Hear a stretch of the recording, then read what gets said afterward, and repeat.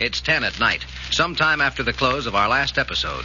As Perry Mason, leaving his taxi to walk the last few blocks to his apartment, bends his long body against the icy wind.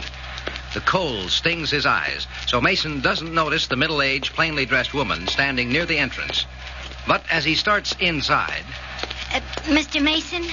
Oh, yes, my name is Mason. Well, could I speak to you? I've been waiting for some time. Out here? Well, I'm not well dressed. There were people in the lobby. Oh, it's very important I speak to you, Mr. Mason. Oh, all right. You come with me. It's nice and warm. Oh, well, you should have waited in here. I was embarrassed. And it wasn't really cold until the wind started. If I can only speak to you a moment. That's why I brought you in. Now, would you like to sit over in the corner there, or would you rather go to my apartment? Oh, this is fine, Mr. Mason. That is, if it's all right with you. It's all right. Mrs. Riley? How did you know me? I guessed. Sit down. Thank No one will disturb us here. You want to take off your coat? No? Very well. I'm glad you came. Well, I was afraid you'd be displeased. No, certainly not. I was going to call on you tomorrow. Tomorrow? My boy's trial is tomorrow. Oh, Mr. Mason... Well, his trial is scheduled for tomorrow, but he'll get a continuance. Now, that's a delay in the trial. Your son's lawyer spoke to me, and I advised that he request a delay. Oh, well, I want to make something clear, Mr. Mason.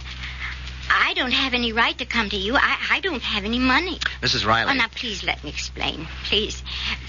You talked to my boy once. Now, that was more than I could even hope for. But my boy is going to prison if he doesn't get help. And he is only a boy, Mr. Mason. He is a young man, 19 years of age. Old enough to know the difference between right and wrong. Right and wrong. Isn't it right for my boy to get mercy? Isn't it wrong for my boy to be persecuted? Persecuted, Mrs. Riley? Yes, sir. That young lawyer says I must prepare myself for my Francis going to prison. Oh, why is my son persecuted? Other boys... Mrs. Riley, the law is not a monster. But no, please, let me explain something. Now, we have learned to recognize two types of criminals. One is the basically moral, basically good human being who makes a single mistake either through a sudden weakness or through circumstances. Usually, it's a combination. Now, these people cooperate, admit their mistake, and want honestly to make up for it. These people can be salvaged, and the law leans over backward to give them a break.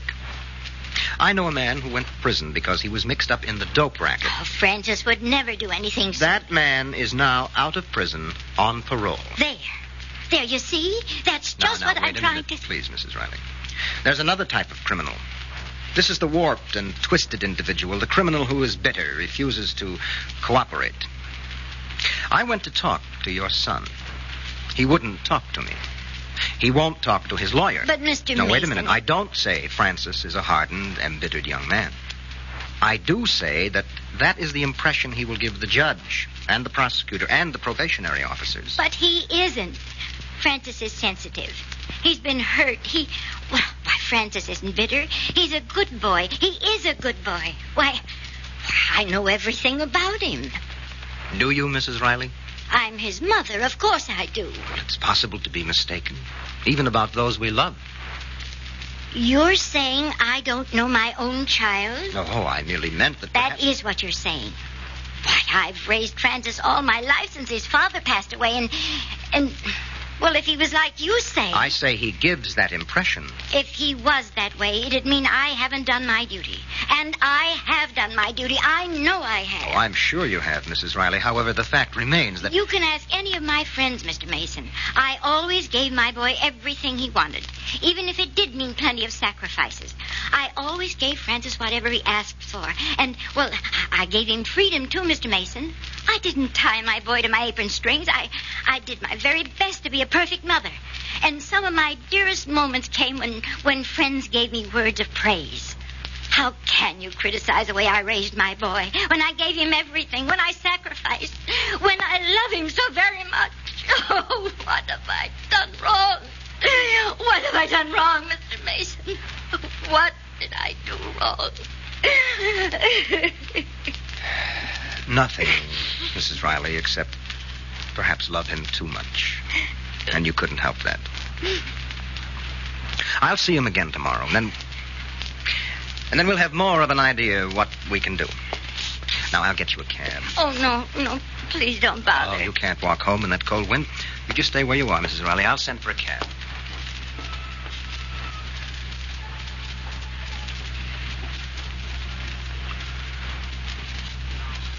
Now, sometime later in the Beekman home, Ed Beekman wakes up, hears the wind blow hard against the building.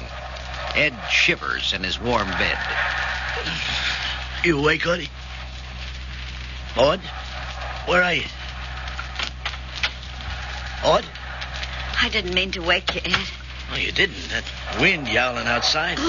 Hey, get back in bed before you freeze. Come on, get under the covers. Hey,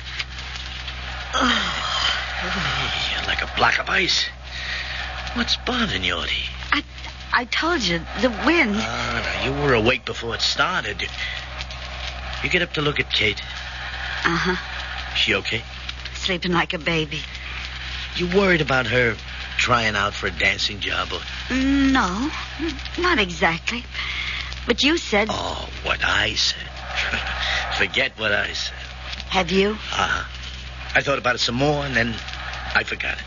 Tell me. Now, look, if you don't get to sleep... Please, Ed. Sure, baby. Look, when Kate told us she was going to try out for a job dancing, I didn't like it. But then I got to thinking, what I really didn't like was not knowing where the job is and who she'll work for. But then I got to thinking, the woman who's going to give her the audition, what is her name? Helen Powers. Helen Powers, yeah. Well, she won't give Katie a bum steer. Not a big timer like her, right? Yeah, but... I know. We don't know where Kate's going to work. But look at it this way, Aud. We don't know she's going to get the job. She can dance good enough. Okay. All right, we say she does. There'll be plenty of time to decide if the job's okay for her. Naturally, she don't want to talk about it ahead of time. She figures it bad luck. But it'll work out okay, Audie. Now you go to sleep. Good night, Aud. Night, honey. You warm enough now? Oh, I'm sorry, Ed. That wind. It ain't the wind, Audie. I'll tell you what's really bothering you and me both. Katie's growing up. What do you mean? Well, it was fine and dandy if Kate worked for Mr. Mason because he's a friend of ours. Job with him wouldn't take her away from us. One reason. An important reason. But Katie's wanted to dance ever since she was a little kid. It's all she ever wanted. And now she's got a chance to do what she always wanted. And you can't blame her for wanting to dance any more than you could blame a bird for wanting to fly, Aud. But all of a sudden, we wake up and we realize she's starting to leave the nest. She's not leaving. No, not right now, no. But later... And this is no modeling job. This is what she's dreamed of. If she's as good as we hope, she'll go a long, long way.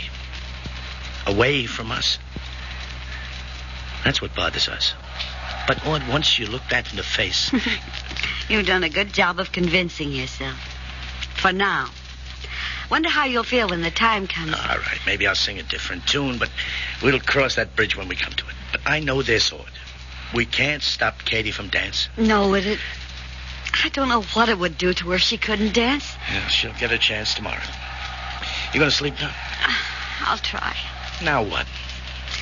Wish she'd told us more about us. And I wish the wind had stopped blowing. I wish it had stopped. All right, Ed. I'll go to sleep.